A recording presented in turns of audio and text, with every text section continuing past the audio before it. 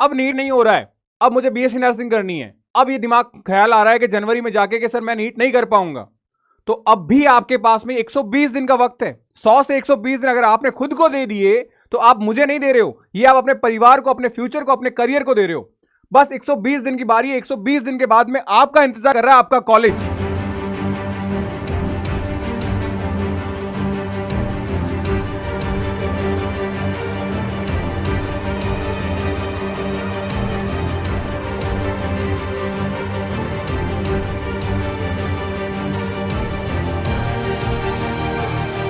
Hello मेरे प्यारे दोस्तों, छोटे छोटे भाई बहनों, आप सभी का एक बार फिर से स्वागत है महाराष्ट्र नर्सिंग क्लासेस के इस प्लेटफॉर्म पे।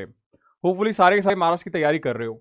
बहुत सारे ऐसे बच्चे जो अब जानने लगे, क्योंकि बहुत सारे बच्चे ऐसे हैं जो डाउटफुल है कि हाँ हम नीट की तैयारी करें। बहुत सारे आप में से ऐसे होंगे भी जो इस वीडियो को भी देख रहे हैं, वो नीट की तैयारी कर रहे थे।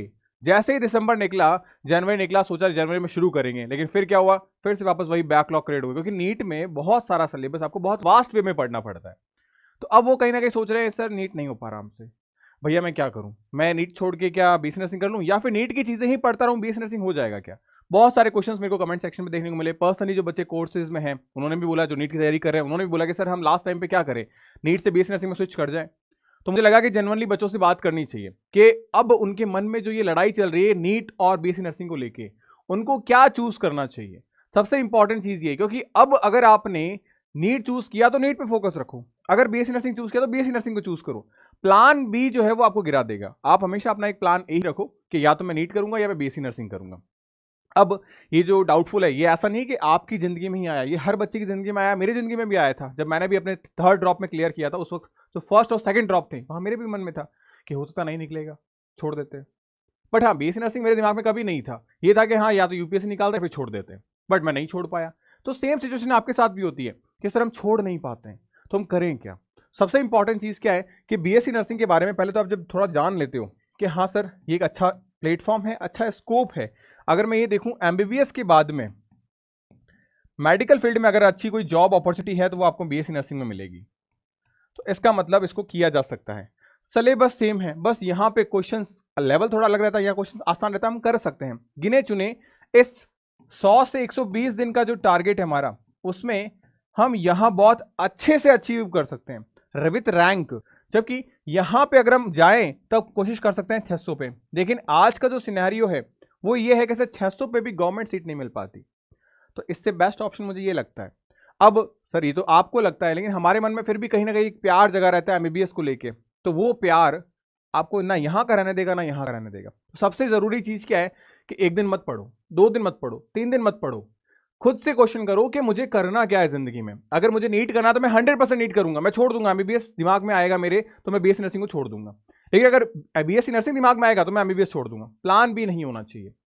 तो सबसे पहला जो क्वेश्चन है वो आपका यही होना चाहिए, यस और नो का, कि आप क्या सच में सिंसियर हो।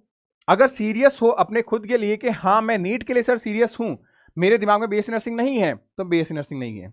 और अगर सिंसियर हो कि नहीं सर मेरे को नहीं करना एमबीबीएस, मुझे तो बीएससी नर्सिंग करना है, तो बीएससी नर्सिंग के लिए आप गांठ बांध लो, क्योंकि अब आपके पास में वही समय है जहां से आप सिलेक्शन ले सकते हो। अभी अगर नहीं चेते, अभी अगर नहीं सीरियस हुए, अभी अगर आप खुद के साथ सिंसियर नहीं हुए, तो ये मौका हाथ से गुजर जाएगा। आपने जितना टाइट इस मुट्ठी को पकड़ा उतनी जल्दी से मिट्टी निकल जाएगी, तो ये वक्त निकल जाएगा आपके हाथ से, फिर आप बैठे रह जाओगे। तो अभी यस और नो डिसाइड करो, आराम से, भले ही आप 4-5 दिन लो, लेकिन डिसाइड कर लो। उसके बाद पीछे मुड़ के मत देखना कि हाँ मैं नीट में वापस चला जाऊं, या उसके बाद में नहीं मैं बीएससी नर्सिंग कर लेता हूं। अभी जो प्लान है उसी को एग्जीक्यूट करो। अब यस और नो करने के बाद में आपने देखा कि सर हाँ हमने प्लान कर लिया, सर मैं सोच चुका हूं इस बात को कि मुझे बीएससी नर्सिंग करना है। अब बीएससी नर्सिंग के लिए आपके पास में 2024 एग्जाम की डेट आपको पता है अनाउंस हो चुकी है 7 मई। तो 7 मई आपको एग्जाम की डेट है, इसको अपने ऐसे काट के स्टडी टेबल के आगे चिपका दो। देखो 7 मई के अंदर कितने दिन बच रहे हैं, अमूमन आपके पास में 90 से 120 दिन बच रहे हैं। अब 90 से 100 हो सकता है आप में से ऐसे बहुत सारे बच्चे होंगे जिसके पास ये वीडियो लेट पहुंचेगा, वो लेट से देखेगा, तब भी डरने वाली बात नहीं है, क्योंकि आपको स्पीड बूस्ट करनी है। जो मैं 6 घंटे का स्केड्यूल बता रहा हूं, आप उसको अगर 12 घंटे कर दोगे, जो कि कर सकते हो, नीट वाले बच्चे करते हैं, 14-14 घंटे पढ़ते हैं, आप क्यों नहीं कर सकते। तो यही सेम हमारे पास में दुगनी स्पीड से आधे दिन हो जाएंगे, कर सकते हो, कोई दिक्कत नहीं है। बट बेटा एग्जाम टाइम हमारे पास में करीब कम है, तो हमको कहीं ना कहीं स्पीड बढ़ानी ही पड़ेगी। साथ में को आपका एग्जाम है, उसके हिसाब से प्लान करना स्टार्ट करो, किस तरीके से पढ़ना है, चीजों को क्या करूं। तो एक ठान लो कि हाँ मुझे 2024 की तैयारी करनी है, तो अब मैं रेडी हूं। तो अगर आप रेडी हो फाइट करने के लिए, अपने एग्जाम के लिए कि सर मैं अब फाइट कर सकता हूं, अब मैं लड़ सकता हूं, तो फिर आप एकदम तैयार हो इस अपॉर्चुनिटी को गेन करने के लिए जहां बीएससी नर्सिंग आपका वेट कर रहा है। अब सर हमें तैयार तो हूं, लेकिन मैं करूं कैसे, मैं शुरुआत कैसे करूं, मुझे कैसे पढ़ना चाहिए, हर स्टेप बाय स्टेप आप चीजें हमको बताते चलिए कि पहले ये करिए फिर ये करिए, या इन 100 से 120 दिनों को कैसे मैं यूटिलाइज करूं, मैं कैसे थ्योरी करूं, कैसे एमसीक्यू करूं। और मेरे महाराष्ट्र में तो ऑलरेडी बहुत सारे सब्जेक्ट्स आते हैं, फिजिक्स केमिस्ट्री बायो के अलावा नर्सिंग एप्टीट्यूड भी आता है, आपका इंग्लिश भी आता है। मैं उनको कैसे कवर करूं, किस तरीके से करूं, क्या कहीं कोचिंग ज्वाइन करूं, ऑफलाइन करूं, ऑनलाइन करूं, सेल्फ करूं, मुझे कुछ समझ में नहीं आ रहा। उन सब के लिए मैं आपको स्टेप बाय स्टेप कुछ चीजें बता रहा हूं। सबसे पहले आपके पास में होना चाहिए 120 दिन का वेल सिलेक्शन प्रूफ प्लान, यानी कैसे इन 120 दिन को यूटिलाइज करना है, यूज करना है, जैसे हम हमारी जिंदगी में मैक्सिमम आउटपुट निकाल पाए। अब आप देखो, सबसे पहले तो आपकी जिंदगी में क्या चीजें होनी चाहिए, आप सभी को पता है थ्योरी सेगमेंट, एमसीक्यू सेगमेंट और एडिशनल सब्जेक्ट्स आपके पास में है। ये आप मोटे मोटे तौर पे सिलेबस है। अब अगर ये मोटे मोटे तौर पे आपका सिलेबस है तो इसको कैसे डिवाइड कर दे हम। तो मैं हमेशा बोल रहा हूं कि कम से कम अब आपके पास में वो टाइम है जब आपको क्लासेस के अलावा 6 घंटे सेल्फ स्टडी करनी है। 6 घंटे करनी ही करनी है, क्योंकि अब अगर जो नहीं सीरियस होगा वो जिंदगी की रेस में हार जाएगा। क्योंकि अभी वो मौका है, हजारों बच्चे पढ़ रहे हैं, तो हम क्यों नहीं पढ़े यार। मैं अगर अपने कॉलेज लाइफ की बात करूं बेटा, तो हम लोगों ने क्या किया कि नीट के एग्जाम को क्रैक किया था 2017 के अंदर। तो क्रैक करके हम लोग फ्री हो गए थे। हमने कॉलेज में 1-1.5 साल बहुत मस्ती की, बहुत मस्ती की, मतलब हमने किताबें खोली नहीं, लेके जरूर आए थे, शौक था हमको। हम लेके आए थे मोटी मोटी गाइटन की, चौरसिया की किताबें लेके आ गए थे। अब वो किताबें लेके आने के बाद में हमने कभी नहीं खोला उनको। मतलब साल गुजरा, साल तो नहीं गुजरा, 6 महीने फर्स्ट सेमेस्टर गुजरा। फर्स्ट सेमेस्टर गुजरा तो हमारे मार्क्स नहीं आए, ठीक है, ये बैक लगते लगते बच गई। तो फिर थोड़ी सी अकल आई कि नहीं यार पढ़ लेते हैं, अच्छा रहेगा। फिर हमने पढ़ना स्टार्ट किया, बट फिर भी वापस वही धीरे धीरे क्या हो गया, न्यू ईयर फ्रेशर पार्टी आई, फिर हमारा बैकलॉग सब खत्म। फिर हमने भाई कॉलेज जरूर किया, मतलब वहाँ प्रॉक्सी लगा रहा है, ऐसे नहीं कि प्रॉक्सी लग रही है, वहाँ पे जाते थे कैंपस में, कॉलेज प्रोफेसर के पास में क्लास अटेंड करते, लेक्चर अटेंड करते थे पूरे के पूरे, लेकिन पढ़ते नहीं थे घर पे आके, मतलब हॉस्टल्स में पढ़ते नहीं थे। तो हुआ क्या, धीरे धीरे डाउन होते गए। लेकिन फिर जब लगा कि नहीं यार अब फाइनल है और अब सेमेस्टर निकल जाएगा, बैकलॉग लग जाएगा, बैक लग जाएगी, जिंदगी पीछे आ जाएगी, नेक्स्ट सेमेस्टर में ज्यादा पढ़ना पड़ेगा, दिक्कत हो जाएगी। तो सिंसियर हुए, कॉलेज की लाइब्रेरी थी, वहां गए, बैठे, तबीयत से पढ़ाई की। क्यों, लास्ट टाइम था हमारा, करीब मुझे याद है शायद 33 डेज के आसपास कुछ टाइम बचा था हमारे पास में फ्रेशर पार्टी ओवर होने के बाद। उन 33 दिन के अंदर जबरदस्त पढ़ा हमने, ठीक है। आप लोग शायद जानते भी होंगे, एक प्रोफेसर हैं, काफी जाने माने प्रोफेसर मेडिकल के लिए, डॉक्टर नजीब, उनके लेक्चर्स देखे, नोट्स बनाए। उसी 33 दिन के अंदर हमने नोट्स भी बनाए, उसी 33 दिन के अंदर हमने पढ़ाई भी की और अच्छा स्कोर किया, 72 परसेंटाइल निकाल के लेके आए। तो आप जस्ट सोचो कि किया जा सकता है, अचीवेबल है, बट आपको ठानना पड़ेगा। उन 33 दिन के अंदर हम मैथ्स, क्योंकि हमारा एक ही कॉरिडोर होता था हॉस्टल का, तो उसी में मैथ्स थी, वहीं पे लाइब्रेरी थी, तो बस रूम से मैथ्स, मैथ्स से लाइब्रेरी, बस यही एक ट्राइंगल चल रहा था। बस वो 33 दिन आपकी जिंदगी में, ऐसा सोच के चलो कि आपकी जिंदगी में यही वो 33 दिन है, आपको फॉलो करने हैं। जस्ट इमेजिन, आपको थ्योरी किया आपने, अब आपको थ्योरी का सेगमेंट 1 घंटा, ये क्लासेस के अलावा ड्यूरेशन बता रहा हूं मैं आपको। आप फिजिक्स की थ्योरी को 1 घंटा दीजिए ओनली पर डे। आपने थ्योरी देखी क्या क्या है, रटना तो नहीं है थ्योरी को, बस आपने कॉन्सेप्ट समझ लिया, ठीक है। केमिस्ट्री पढ़ा 1 घंटा, ये आपने थ्योरी को दे दिया। 1 घंटा देने के बाद में आप करिए क्वेश्चन प्रैक्टिस, एमसीक्यू की प्रैक्टिस करिए। अब 1-1 घंटा एमसीक्यू प्रैक्टिस, मैं ये मान के चल रहा हूं अगर आप अभी से शुरू करते हो तो फिजिक्स के 1 घंटे में आप 20 सवाल करोगे, केमिस्ट्री के 1 घंटे में भाई 60 मिनट में 20 सवाल तो कर सकते हो। मैं 4 मिनट मूवमेंट मान रहा हूं आपको एक क्वेश्चन करने में, यहां पे कम से कम 30 सवाल करोगे, और यहां 60 मिनट में मैं ये मान के चलो कम से कम 60 सवाल तो करोगे 1 मिनट में एक। तो आप देखो, आपको आराम से हर रोज 110 सवाल कर सकते हो, हर रोज 110 सवाल। जस्ट मल्टीप्लाई करना तो इनको, 110 भी छोड़ो, 100 से मल्टीप्लाई करो, आपको क्या रेशियो नजर आएगा, 12,000 क्वेश्चन आप कर लोगे। और बहुत छोटी सी स्टेप्स है ये, बहुत छोटी सी स्टेप्स। 12,000 क्वेश्चन कोई हलवा नहीं होता, कोई नहीं करके जाता, आप ध्यान रखना। जो 12,000 क्वेश्चन करके गया ना, उसका सिलेक्शन कोई नहीं रोक सकता। 12,000 क्वेश्चन आपको इजी लग रहा है, बट जब करने बैठते हैं तो लगता है कि यार हाँ सच में कोई बहुत बड़ी चीज है, और जो कर लेता है वो आसानी से सिलेक्ट हो जाता है। एडिशनल सब्जेक्ट का क्या करें सर, ये तो हमने कभी पढ़ा ही नहीं, और ना मन करता हमारा कि फिजिक्स केमिस्ट्री बायोलॉजी से ऊपर नहीं आ पाते हैं सर, तो क्या करें। कुछ नहीं करना, आपको अल्टरनेट डेज पे 30 मिनट्स देने सर, बस 30 मिनट्स। हाँ, क्योंकि आप सोचो आपके स्कोप कितना है भाई, 20-20 मार्क्स का आ रहा है। और सिलेबस इतना वास्ट नहीं जितना फिजिक्स केमिस्ट्री बायो का है, छोटे छोटे सेगमेंट्स हैं आपके, तो आराम से कवर हो जाएंगे। नर्सिंग एप्टीट्यूड क्लासेस आपके बैचेस में चल रही है, इंग्लिश में बैचेस में चलेगी, तो मार्च के अंदर ये सारी क्लासेस आपकी स्टार्ट हो जाएगी। यूट्यूब पे मैं कुछ क्लासेस ऑलरेडी लेके आ रखा हूँ, तो आपको क्वेश्चंस का आइडिया है, कैसे क्वेश्चंस पूछे जाते हैं, सब चीज पता है आपको, तो डरना क्यों है। आपके बैचेस में ऑलरेडी क्लासेस चल रही है, तो वेल मैनर में सिस्टमैटिक तरीके से सब चल रहा है, बस फॉलो करते रहो, बहुत अच्छे से आउटपुट निकल के आएगा।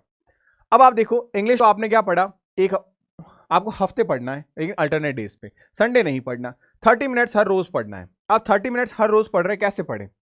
इंग्लिश पढ़िए आप मंडे वेडनेसडे फ्राइडे, जबकि नर्सिंग एप्टीट्यूड पढ़िए आप ट्यूसडे थर्सडे और सैटरडे।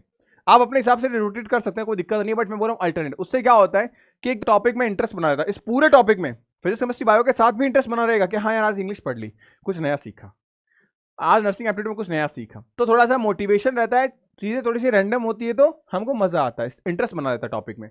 तो इंग्लिश नर्सिंग एप्टीट्यूड को अल्टरनेट पढ़ते रहो, अपने आप चीजें होगी। कि आज भी आपके पास में अगर 100 से 120 दिन है, आप सोचो रोज अगर आप आधा घंटा भी दे रहे हो, आप इनफ टाइम दे रहे हो नर्सिंग एप्टीट्यूड और इंग्लिश को जितना टाइम देना चाहिए। फिजिक्स केमिस्ट्री इतना वास्ट सब्जेक्ट नहीं है जो हम इतना डर जाए, तो ये चीज आपको ध्यान रखनी है। अब ये सारी चीजें तो हम फॉलो कर लेते हैं, लेकिन एग्जाम के लास्ट टाइम पे सर हम क्या करें, जब 15 दिन बचे थे तब क्या करें। तब आपको कुछ नहीं करना है, जस्ट आप फोकस करिए 15 दिन के प्लान पे। आप डेली एक मॉक टेस्ट पेपर बनाइए, एक मॉक टेस्ट पेपर आपको हर रोज बनाना ही है, 2 घंटे आपने वहां दिए। अब सबसे इंपॉर्टेंट चीज है उस पेपर का एनालिसिस करना, क्या गलती की मैंने, कहा मुझे काम करना है, तो पेपर को एनालिसिस कीजिए। यहां पे भी 2 घंटे दीजिए, और यहां दीजिए 2 घंटे। 15 मिनट में कभी पेपर का एनालिसिस नहीं होता। आप ये चेक नहीं करना कितने गलत हुए कितने सही हुए, गलत हुए तो क्यों हुए, और जो गलत हुए उनको वापस देखना है कैसे सही होंगे वो। ये 2 घंटे देने हैं आपको। उसके बाद में आप यहां पे कंप्लीट रिवीजन प्लान करिए। कंप्लीट रिवीजन प्लान का मतलब कि आपको बस रिवाइज करना है इन 15 दिन के अंदर। कैसे, आप बायोलॉजी को 7 डेज में कंप्लीट करिए। अब 7 डेज में कैसे कंप्लीट करें, कोशिश करिए आप बायोलॉजी को करीब करीब 1.5 यूनिट, जैसे आपको पता है आपके 11th के अंदर 1.5 यूनिट क्या है, आपके 12th के अंदर 1.5 यूनिट क्या है, तो कुल मिला के ओवरऑल अगर चैप्टर्स को काउंट करूं मैं, तो करीब करीब आपके पास में चैप्टर्स होते हैं 40 डिवाइडेड बाय 7 कीजिए आप। तो जब आप 40 डिवाइडेड बाय 7 करोगे तो अमूमन आपके पास में जो चैप्टर्स का काउंटिंग आएगी वो आएगी 7 के आसपास, 6 to 7। अब वो 6 to 7 चैप्टर्स आपको हर रोज पढ़ने हैं, आप बस रीड करिए उनको। 6 to 7 चैप्टर्स को आप रीड करिए आराम से, आपकी 7 डेज में बायोलॉजी कंप्लीट हो जाएगी। केमिस्ट्री को आप 3 डेज में कंप्लीट करिए, फर्स्ट डे इनऑर्गेनिक, फिर फिजिकल, फिर ऑर्गेनिक। इस तरीके से आप केमिस्ट्री को डिवाइड करिए। आगे वाले दिन में वापस रिपीट करिए इन साइकिल को। फिजिक्स में 10 डेज का साइकिल चलाइए, यानी 10 डेज में पूरी फिजिक्स। आप चाहे ऐसे कर सकते हैं कि हाँ मैं मैकेनिक्स एक बार पढ़ लूंगा, फिर इलेक्ट्रोडायनेमिक्स पढ़ लूंगा, फिर मॉडर्न पढ़ लूंगा। इस तरीके से आप 3 सेगमेंट में डिवाइड कर सकते हैं। वो आप अपने हिसाब से बांटिए चीजों को। बाकी बहुत जल्दी मैं ऐसे वीडियोस भी लेके आने वाला हूं जिसमें फिजिक्स के अंदर क्या इंपॉर्टेंट सब टॉपिक्स होंगे। चैप्टर्स के नाम नहीं बताऊंगा, कौन से टॉपिक्स इंपॉर्टेंट है, केमिस्ट्री में कौन से टॉपिक्स इंपॉर्टेंट है, उस पर भी मैं आपसे डील करूंगा कि ये टॉपिक्स आप लास्ट टाइम पे जाके जरूर पढ़िएगा, बिकॉज बहुत इंपॉर्टेंट आप लोगों के लिए होने वाले हैं। आप इन क्लासेस की पीडीएफ को भी टेलीग्राम चैनल पे ज्वाइन कर सकते हो हमारे। आप टेलीग्राम चैनल को देखिए, जय अकेडमी फॉर बीएससी नर्सिंग, इसको आप ज्वाइन कर सकते हैं। यहाँ पे हर छोटी बड़ी अपडेट्स आपको मिल जाती है, आपके क्लासेस के regarding PDF files, notes, DPP, quizzes, सब कुछ मिल जाता है। कोई ऐसा बच्चा जो पर्सनली सर मैं आपसे बात करना चाहता हूँ, तो आप मुझसे बात कर सकते हैं 8619850532 इस नंबर पे, ताकि आपकी कोई भी प्रॉब्लम हो वो भी जल्दी से सॉर्ट की जाए। सेपरेटली जय अकेडमी में महाराष्ट्र के बच्चों के लिए स्पेशली एक बैच भी चल रहा है, संघर्ष बैच। इस बैच का टाइमिंग है 9 से 12 आपकी क्लासेस होती है, मंडे टू फ्राइडे क्लासेस हैं। सैटरडे को आपका बैकलॉग क्लास होती है, यानी कि जो बच्चे बैच को लेट से ज्वाइन करते हैं उनकी सैटरडे को बैकलॉग क्लास भी होती है। संडे जो है वो आपका टेस्ट होता है, यहाँ पे शाम को, हर शाम मतलब संडे को 6 बजे टेस्ट होता है, जिसमें बहुत सारे बच्चे पार्टिसिपेट करते हैं, अपनी रैंक को इंप्रूव करते हैं, ताकि आपको जज मिले कि हाँ मैं किस तरीके से चीज़ें कवर अप कर रहा हूँ। बाकी नंबर आपके जैसर के आपके पास में है, ताकि आप कॉल कर सकते हैं, बात कर सकते हैं। जय अकेडमी की खुद की एप्लीकेशन है, डिस्क्रिप्शन बॉक्स में लिंक मिल जाएगा, ताकि आप एप्लीकेशन को डाउनलोड करके और बेहतर तरीके से परफॉर्मेंस दे पाओ। फ्री मटेरियल में भी आपको फ्री टेस्ट मॉक पेपर मिल जाएंगे आपको, तो फ्री मॉक टेस्ट पेपर हैं, इनको भी आप दे सकते हैं आराम से।